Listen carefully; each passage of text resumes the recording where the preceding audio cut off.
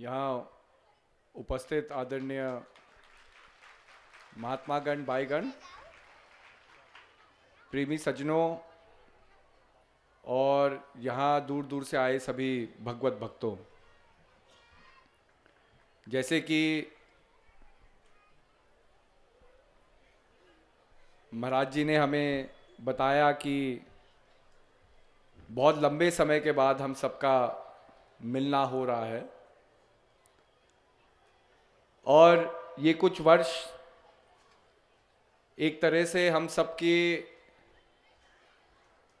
एक मन की परीक्षा ही थी कि किस तरह से संसार के भय को, संसार के अंधकार को हम अपने जीवन से दूर रख सके। क्योंकि जरूर कोरोना एक महामारी थी, एक बीमारी थी, लेकिन जिस भय को और जिस डर को इस बीमारी ने पैदा किया, उस भय का हमारे मन के ऊपर ज्यादा असर हुआ। और जहां जहां हमें अब जाने का मौका मिल रहा है, हमें यह भी देखने को मिल रहा है कि ये डर का साया एक रूप से अभी खत्म नहीं हुआ है। देखिए, महान पुरुष हमेशा हमें एक मार्गदर्शन देते हैं, और मार्गदर्शन किस चीज का है? हम सब लोग संसार में आते हैं, संसार के अनुभवों को प्राप्त करते हैं, और संसार का बंधन जो मोह है वो क्या है कि हम संसार में परिवर्तन को नहीं देखना चाहते। यही सबसे बड़ा मोह है।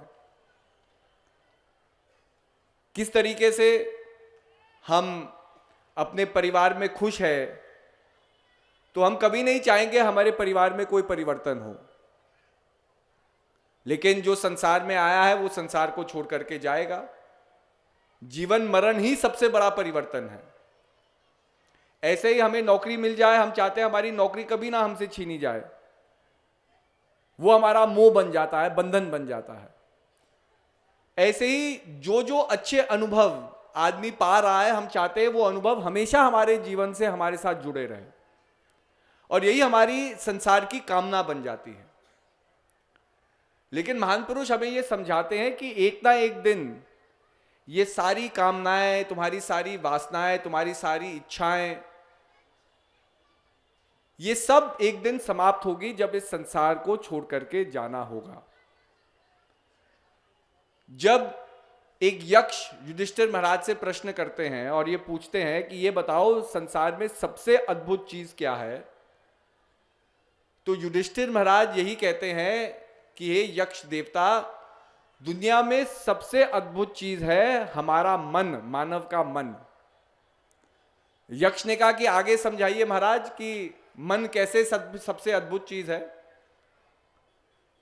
तो युधिष्ठिर महाराज यही कहते हैं कि हम देखते हैं कि संसार एक दिन हमारे लिए कैसे समाप्त हो जाएगा, क्योंकि हम अपने ही सगे संबंधियों को अपने ही कंधों पे उठा करके राम नाम सत्य है, सत्य बोलो गत्य है करके ले जाते हैं, और हम ही अपने हाथों से उनके शरीर का क्रियाक्रम करते हैं।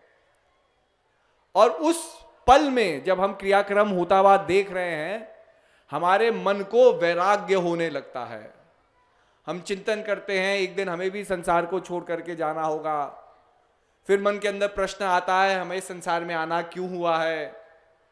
फिर धीरे धीरे जो संसार की वासनाएं हैं, जो हमें खींच रही है, जो बंधन हमें बांध रहे हैं, उनसे हम परे होने लगते हैं, और हम चिंतन करते हैं कि भैया एक दिन हमें भी जाना है, तो क्यों ना हम प्रभु की प्राप्ति करें।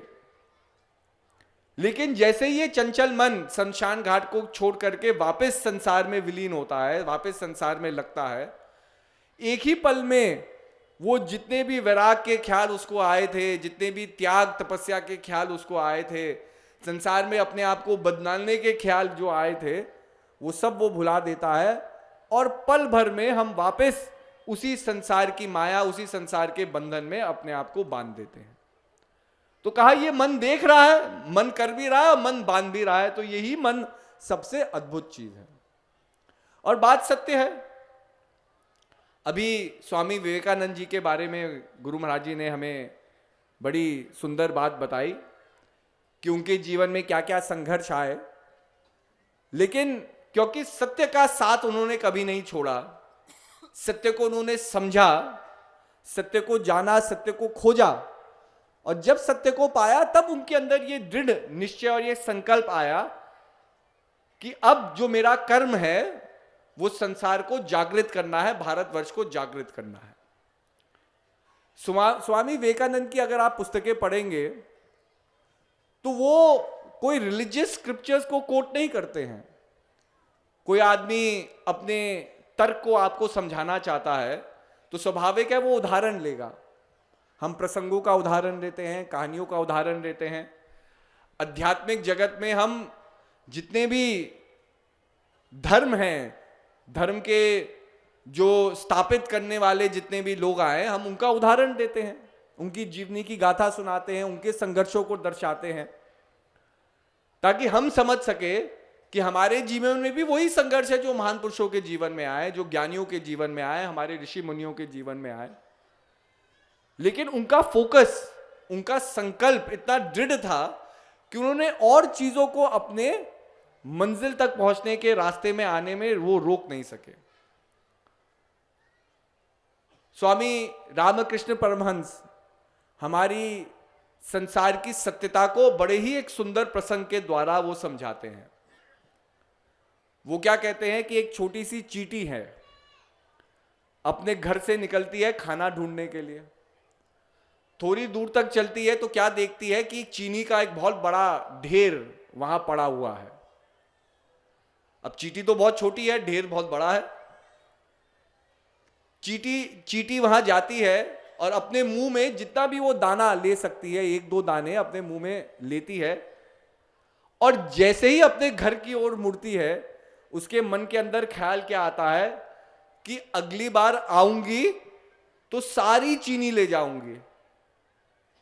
यह है संसार का अहंकार, और हम सब अहंकारी जीव हैं।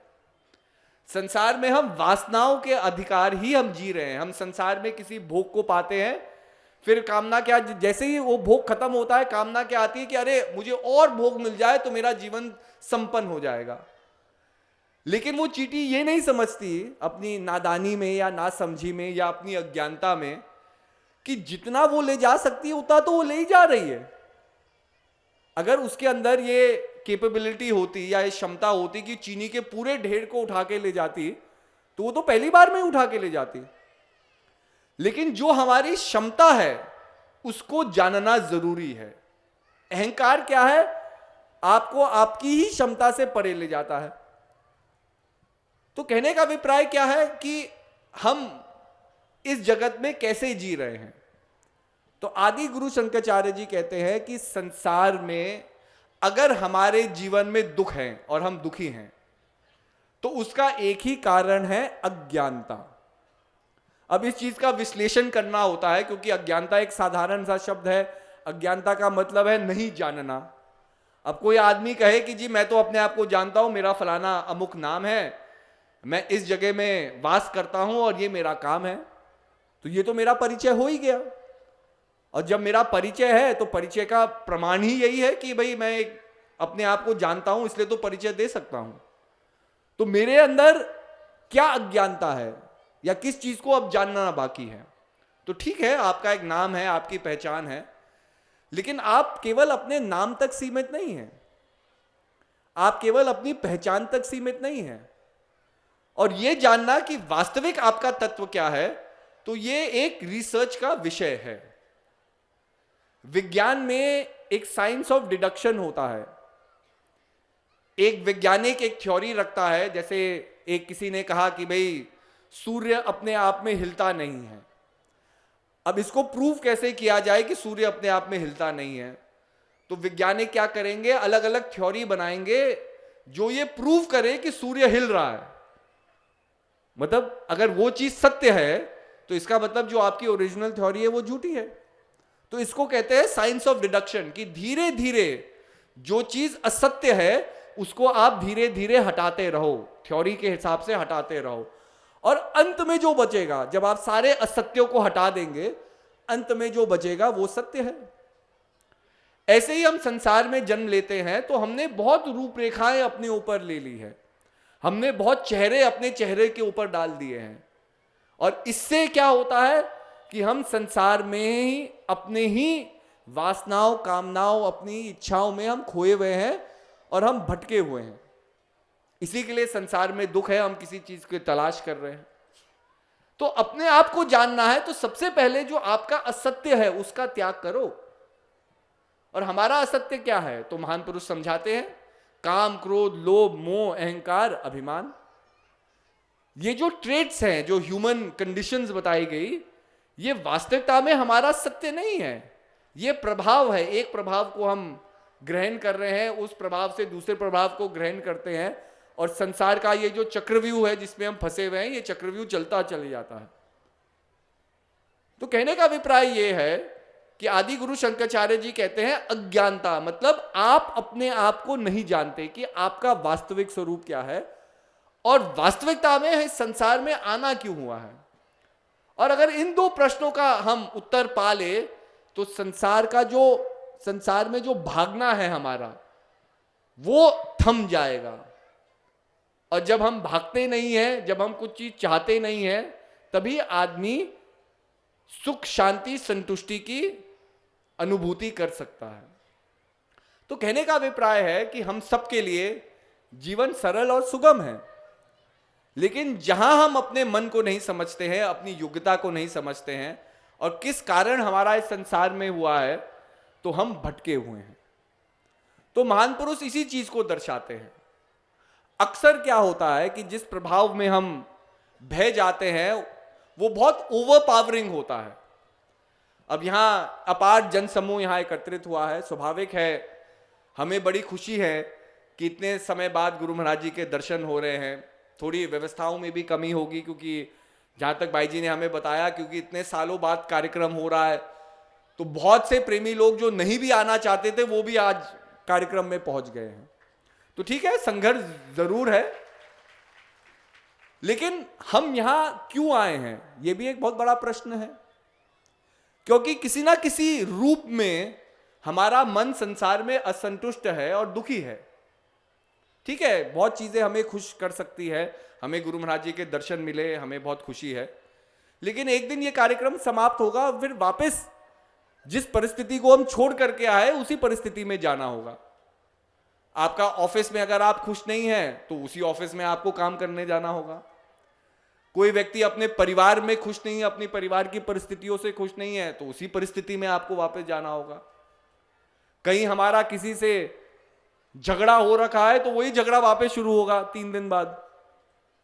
तो कहने का अभिप्राय यह है कि अक्सर जब हम किसी एक प्रभाव से गुजरते हैं, वो प्रभाव इतना ओवरपावरिंग हो जाता है कि जिस संसार और जिस संसार की रचना को करने वाले के ऊपर हमें भरोसा होना चाहिए, उसी पर हम भरोसा खो बैठते हैं। भाई अगर प्रभु है, अगर हम हैं, तो स्वाभाविक है प्रभु है, हमें बनाने वाला कोई है। और अगर प्रभु है तो स्वाभाविक है कि इस संसार में जो भी हमारे साथ हो रहा है, अच्छा बुरा, सुख दुख, यश अपयश, जिसी भी योनि से हम गुजर रहे हैं, ये बहुत जरूरी है उस प्रभाव से जाने के लिए, ताकि हम अपनी मंजिल को समझ सके। आदमी किस चीज की कामना करता है कि भाई मैं जीवन में जन्मूं, मेरे जीवन में खुशी खुश हो, कोई दुखी ना हो। लेकिन अपने आप से आप प्रश्न कीजिए कि अगर आपका जीवन बड़ा संपन्न होता, बड़ा खुशहाल होता, आपके जीवन में कोई दुख भी ना होता, एक प्रकार का भी कोई संकट या किसी प्रकार का संकोच या किसी प्रकार का डाउट या किसी प्रकार का कोई नेगेटिव इंफ्लुएंस नहीं होता, तो आप अपने आप से पूछिए कि आप यहां बैठे हुए होते।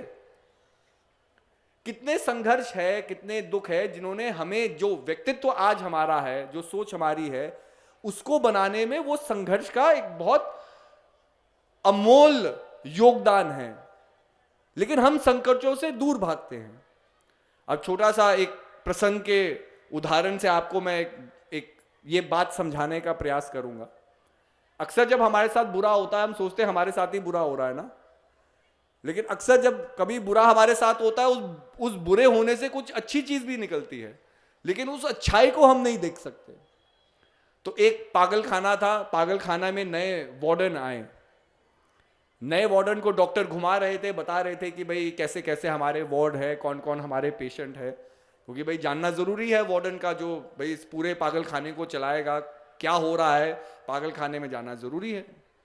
तो पहले वो नॉर्मल वार्ड में जाते हैं, वहाँ सब लोग एक कमरे में बैठे हुए होते हैं, कोई कुछ कर रहा है, कोई कुछ कर रहा है। एक आदमी केवल खिड़की से बाहर देख करके बड़ी शांतिपूर्वक बैठे है। उसे मतलब आप उसे देखोगे तो बड़ा शांत स्वभाव का वो व्यक्ति लगेगा, आदमी सोच भी नहीं सकता कि इसकी कोई मानसिक इसमें असंतुलन होगा।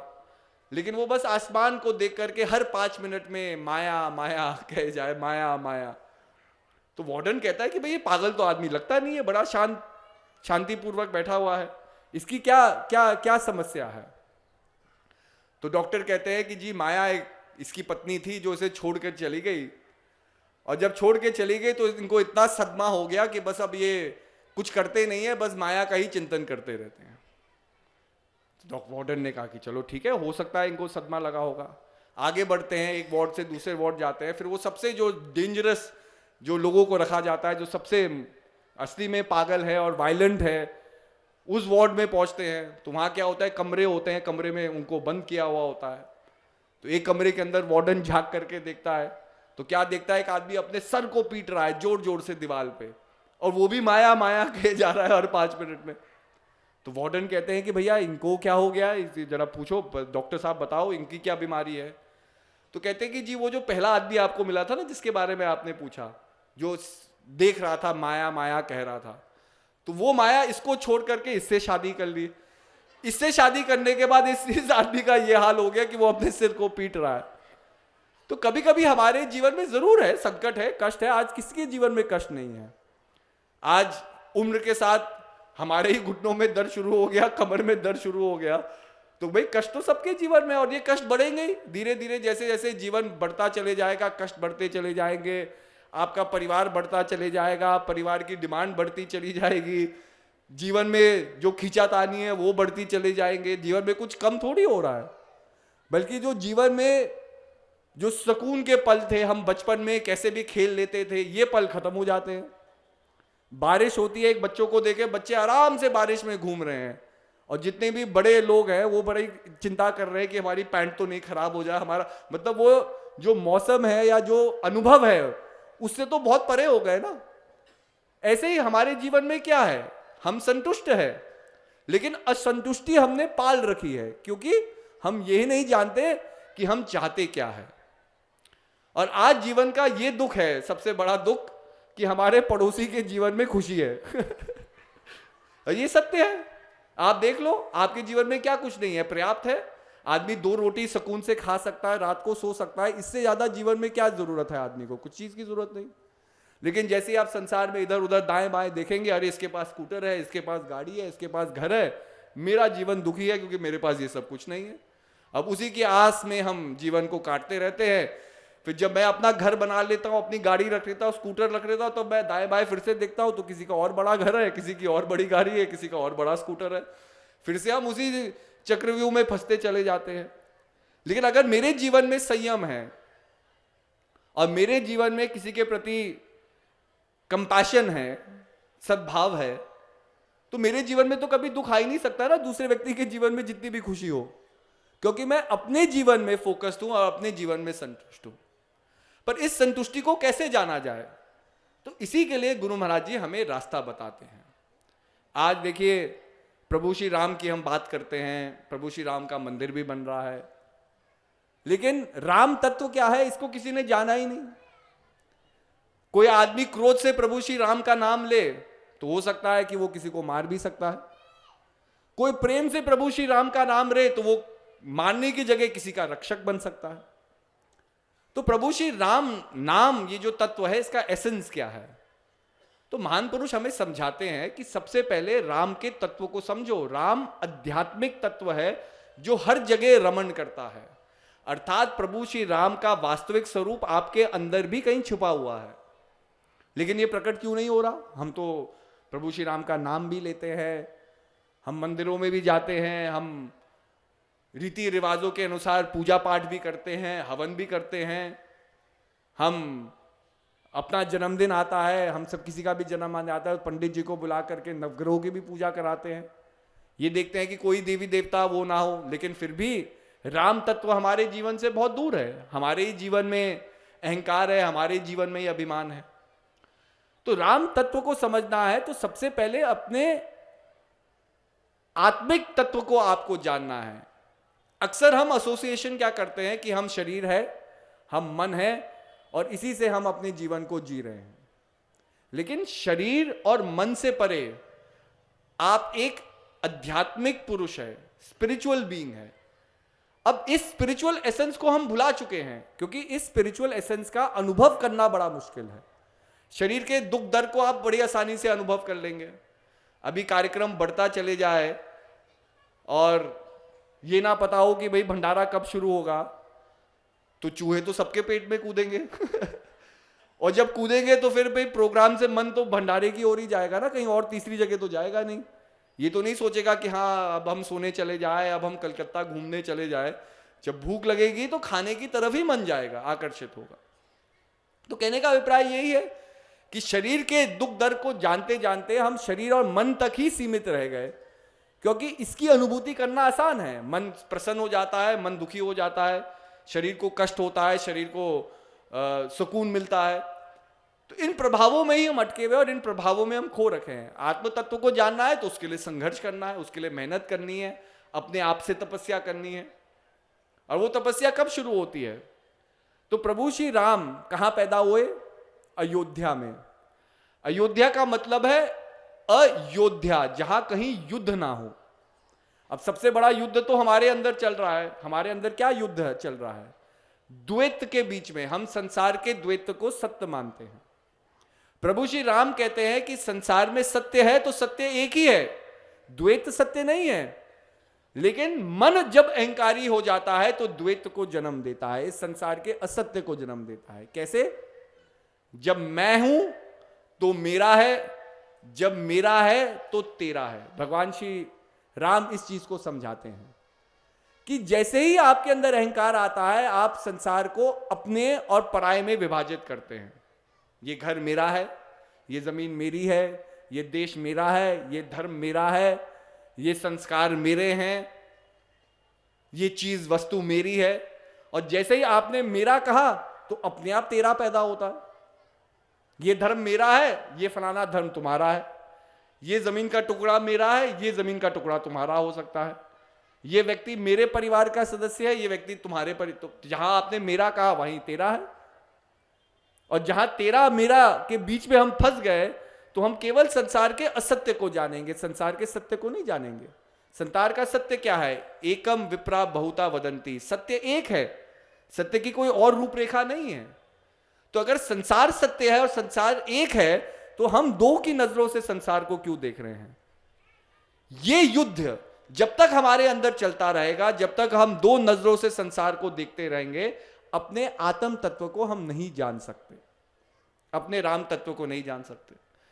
अब अयोध्या में पैदा होना है तो माता पिता कैसे होने हैं? कैसे? कि दशरथ और कौशल्या जैसे होने हैं। अब दशरथ का मतलब क्या है? कि अपने जीवन में आपके पास 10 रथ है। 10 रथ मतलब 5 इंद्रिया, 5 ज्ञान इंद्रिया, 5 कर्म इंद्रिया। इसका आप कुशलता पूर्वक, कौशल्या से, इसका जब आप कुशलता पूर्वक इसका नियंत्रण करेंगे तब राम तत्व आपके अंदर जागृत होगा। तो सबसे पहले दशरथ और कौशल्या को अपने अंदर लाओ। अब ये नियंत्रण नहीं है, तब क्या होता है कि हम चाहते तो भगवान की कामना है, रोज सुबेरे उठते हैं, हम माया का चिंतन कर रहे हैं, चाहते कुछ और है, कामना कुछ और है, मिलता संसार में कुछ और है। और यही हमारा सत्य है। सब लोग उठते हैं बड़े नेक ख्यालों से, लेकिन नेकी किसी के साथ थोड़ी हो रही है, बल्कि जो सबसे ज्यादा नेक व्यक्ति है उसी के साथ सबसे ज्यादा छल हो रहा है संसार में, और उसको हम एक्सक्यूज बना लेते हैं। आज जितने लोग हैं, कोई आदमी ईमानदारी से व्यापार नहीं करता तो वो क्यों नहीं कर रहा है? क्योंकि वो उसको जस्टिफाई कर रहा है कि भाई दूसरा आदमी भी छल कर रहा है तो मैं भी छल कर सकता हूं, दूसरे आदमी ने झूठ बोला तो मैं भी झूठ बोल सकता हूं। तो अपना ही संयम हमने कहीं खो दिया है ना। अब क्या होता है कि भाई अयोध्या हमने अपने अंदर से मतलब अपने द्वैत को खत्म कर दिया, कौशलता पूर्वक अपने जीवन का नियंत्रण किया, तब हमारा जो जीवन है आध्यात्मिक जीवन में परिवर्तन होता है। तो कहने का यही अभिप्राय है कि अलग अलग प्रसंगों द्वारा, अलग अलग चीजों द्वारा महान पुरुष हमें समझाते हैं, लेकिन समझना हमें है। और समझना क्या है? हमें कर्म करना है। कर्म प्रधान विश्वची राखा, जो जस करें तो तत्फल चाखा। अब कर्म करना इतना मुश्किल क्यों है? क्योंकि हमारी आदत नहीं है। हम लोग अपने आदत के अधीन हैं। जिस आदत को हमने बचपन से अपने अंदर ढाल दिया, वही हमारे एक स्वभाव, हमारे चरित्र का एक रूप, एक प्रमाण बन जाता है। और हमारे साथ क्या होता है? हमारी आदत क्या है कि 2 मिनट तो हम कुछ अच्छे ख्याल सोचते हैं, लेकिन उसी पल में हमारा मन उस अच्छे ख्याल से परे होने के 10 रास्ते ढूंढ लेता है। रोज सवेरे आप उठते हैं, गुरु महाराज जी की तस्वीर को देखते हैं, तो गुरु महाराज जी के वचन तो याद आते ही हैं ना, कि भजन सुमिरन करना। तो ये तो नहीं कि रोज सवेरे उठ करके गुरु महाराज जी की तस्वीर करके आपके अंदर प्रेरणा नहीं जागृत हो रही भजन करने की। प्रेरणा तो जागृत हो रही है, लेकिन जो ये संसार से बंधा हुआ मन है, तुरंत क्या होती है, बच्चे होते हैं, हम कहीं जा नहीं सकते। तो हमने देख लिया कि आपका प्रोग्राम तो 2 घंटे चलेगा, तो हम 2 घंटे कहीं डिनर के लिए चले गए। हमने कहा कि भाई 2 घंटे बाद वापस आएंगे, मंदिर से अपनी माताश्री अपनी बेटी को उठा करके वापस घर ले जाएंगे। कह रहे हमारे अद्भुत चीज ये हुई कि जब हमारी बेटी, जब हम प्रोग्राम समाप्त हुआ, हम उनको लेकर के घर गए, तो जैसे आप अपने बच्चों से पूछते ही हो प्रोग्राम कैसा था, जहां आप गए, क्या आपने जाना, तो हमारी 6 साल 7 साल की बेटी हमें क्या समझाती है प्रोग्राम से, मतलब जो उसने जाना। उसने ये कहा कि हमारी छोटी सी बेटी हमें कहती है, जब हम ड्राइव करके घर जा रहे थे, कि yesterday is history, tomorrow is a mystery, the only thing real that we have is the present today। मतलब का जो बीता हुआ कल है वो बीता हुआ कल है, वो अतीत है, उसको आप बदल नहीं सकते। आने वाले कल को आप जानते नहीं, कोई नहीं जानता कल क्या होगा, कल आप जीवित भी रहेंगे, कल का प्रोग्राम भी अटेंड कर सकेंगे, किसी को नहीं पता। तो वास्तविक में वर्तमान जो है वो क्या है? वो ये पल है जिसका आप अनुभव कर रहे हैं, और यही सत्य है। अगर हम अतीत की ओर जाते हैं, हम दुखों को जोड़ रहे हैं, कामनाओं वासनाओं की ओर जा रहे हैं, भविष्य में जा रहे हैं, दुखों को जोड़ रहे हैं। जो चीज हम जानते ही नहीं उसकी कामना करके हमें क्या मिलेगा? लेकिन आदमी कल की कामना करता है। आपने भी कल का स्केड्यूल बना रखा होगा। जितने भी लोग बाहर से आए होंगे कलकत्ता से, उन्होंने कहा होगा कल संडे है, कल विक्टोरिया मेमोरियल जाएंगे, कल यहाँ जाएंगे, कल ये चीज खाएंगे, कल संदेश खाएंगे, कल रसगुल्ला खाएंगे, सारा वो पैटर्न बना रखा है। लेकिन अगर रात को ये सांसों की माला ना चले तो सारी प्लानिंग आपकी फेल है, सारी कामनाएं वासनाएं फेल है।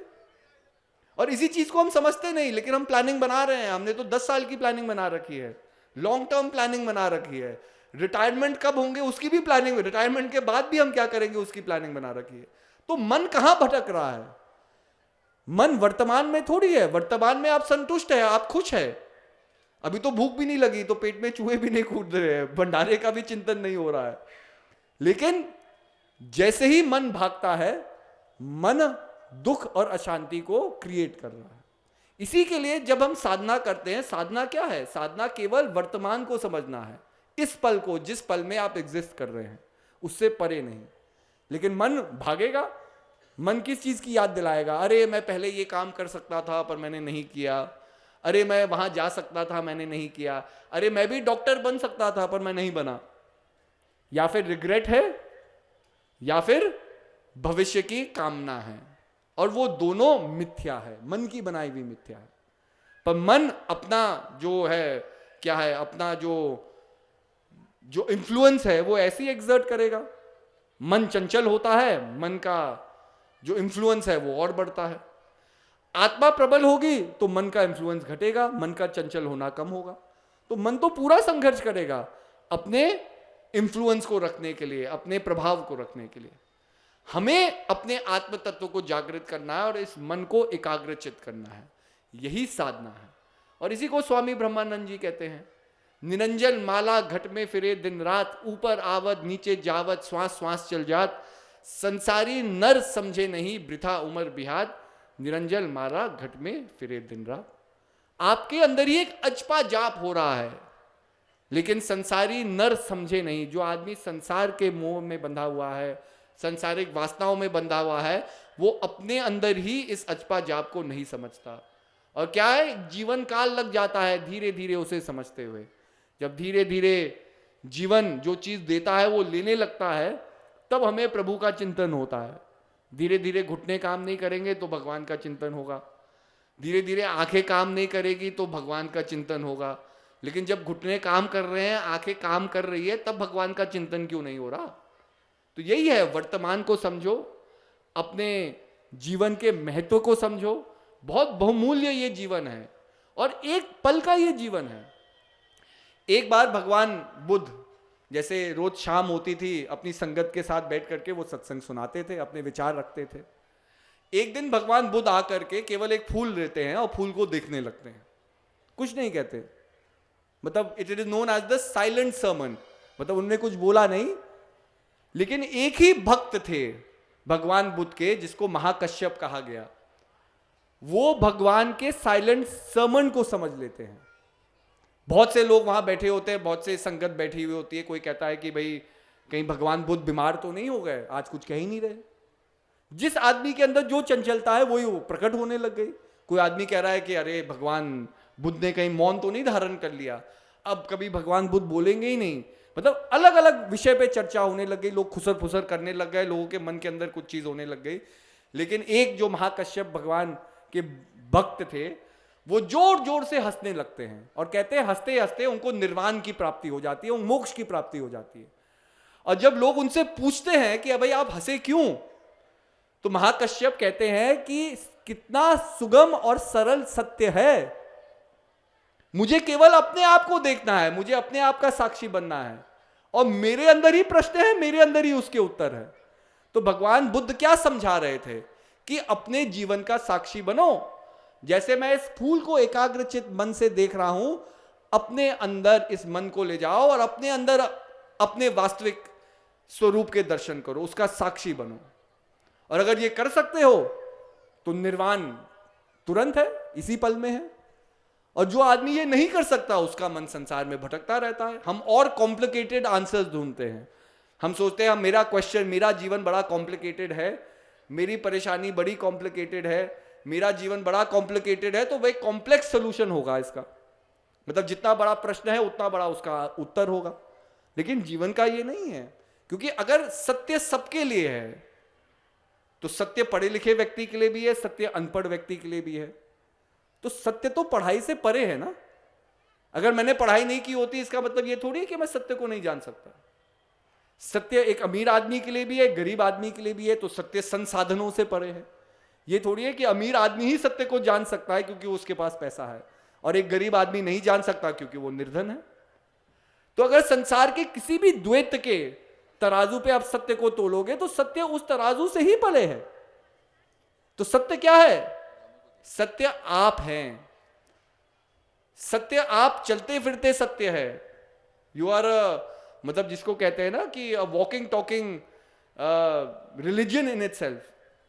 तो उस चीज को आपको समझना है, और वो जब तक आप अपने जीवन का साक्षी नहीं बनेंगे तब तक उसको नहीं समझ सकते।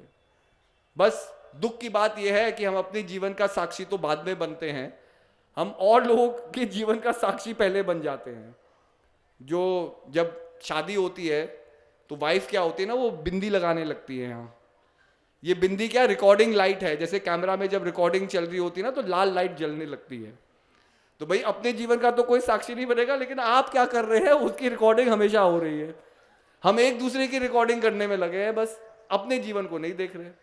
तो कहने का अभिप्राय यही है कि अपने जीवन का साक्षी बनो। यही ज्ञान आपको सिखा रहा है, यही सुमिरन आपको सिखा रहा है। क्योंकि सुमिरन ये गतिविधि नहीं है कि आपको इस संसार में इंगेज करना है, बल्कि आपको संसार से डिसएंगेज करना है। और जब डिसएंगेज करते हो तब संसार का सत्य समझ में आता है। एक ज़ेन फिलोसोफर थे, तो कोई व्यक्ति उनके पास आते हैं और पूछते हैं कि भाई मुझे भी संसार की जो ये मिस्ट्रीज है इसके बारे में समझाइए, संसार का क्या सत्य है। तो वो फिलोसोफर केवल एक पानी का ग्लास लेते हैं और उसमें पानी डालते रहते हैं। धीरे धीरे ग्लास भर जाता है, पानी बिखरने लगता है। वो रुकते ही नहीं, पानी और बिखरने लगता है। तो दूसरा व्यक्ति कहता है कि अरे गुरुजी आप क्या कर रहे हैं, ये ग्लास जब तक खाली नहीं होगा तब तक इसमें और पानी थोड़ी जा सकता है। तो वो गुरु महाराज जी अपने भक्त को यही समझाते हैं कि तू अपने मन को पहले से इतना भर करके मेरे पास लाया है कि अगर मैं इसमें कुछ डालने की भी कोशिश करूंगा इसमें कुछ जाएगा नहीं। तो सबसे पहले अपने मन को खाली करो। This is called unconditioning of the conditioning that you receive. हम सबको संसार से एक रूपरेखा मिली है, उस रूपरेखा को हमें भुलाना है।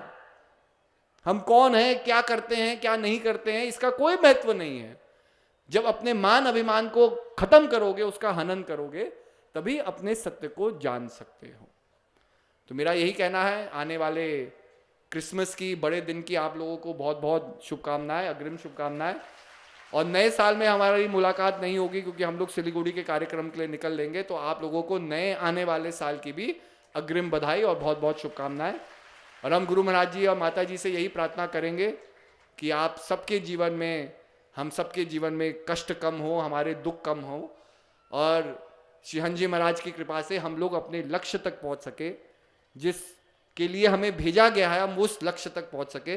तो ये गुरु महाराज जी हमारे ऊपर कृपा जरूर बरसाए। नए साल का अगर हम कुछ चाहते हैं तो यही है कि गुरु महाराज जी अपने चरणों में हमें लगाए रखे और हमारे भक्ति को सार्थक बनाए। तो इन्हीं शब्दों के साथ सबको मेरा दुआ आशीर्वाद। हरि ओम।